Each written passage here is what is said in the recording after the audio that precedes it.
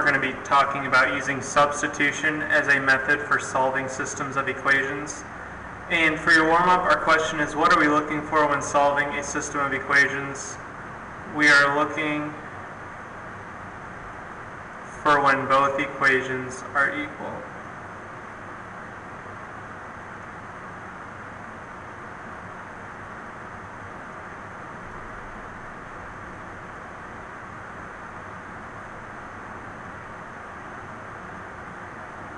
And remember, you're going to have an x-coordinate and a y-coordinate for your answer. So when we talk about substitution, we've got 3 steps. And so the 3 steps you're going to have when solving using substitution, you're going to solve at least one equation for one variable. So basically, your first step is to get one equation where you have a variable by itself.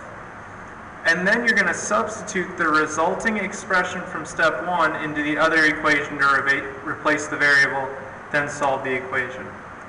Okay, this sounds really complicated. Basically what we're trying to do here, we want to get an equation with only one variable.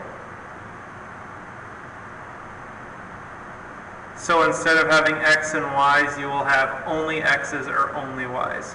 So when we substitute in here, it gets an equation with one variable. And the point of doing that is that when we have an equation with one variable, we can then solve it for that variable. When we have 2 different variables in an equation, we can never solve it for an exact number. But when we have only one variable, we are able to get an answer. And then once you solve that, for example, once I know what x is, we're going to take what we know x is, plug it back into one of our equations, and find out what y is. And here's the important part. Whenever you are writing the answer to a system of equations, you're going to write your answer as an ordered pair. Okay, which means if my example, if I got x equals 3 and y equals 2, you should write your answer as 3, 2. And I'm actually okay with either of these answers, but the reason I want to emphasize you write it as an ordered pair is because this relates it back to what we did in the previous lesson, where we took the graphs of the 2 lines for the equations and saw where they crossed. This is basically what we're doing. We're just doing it algebraically now. So it's the exact same answer. It means the same thing as what we did graphically. It's just now we're going to do it algebraically. These 2 things that are circled in red mean the exact same thing.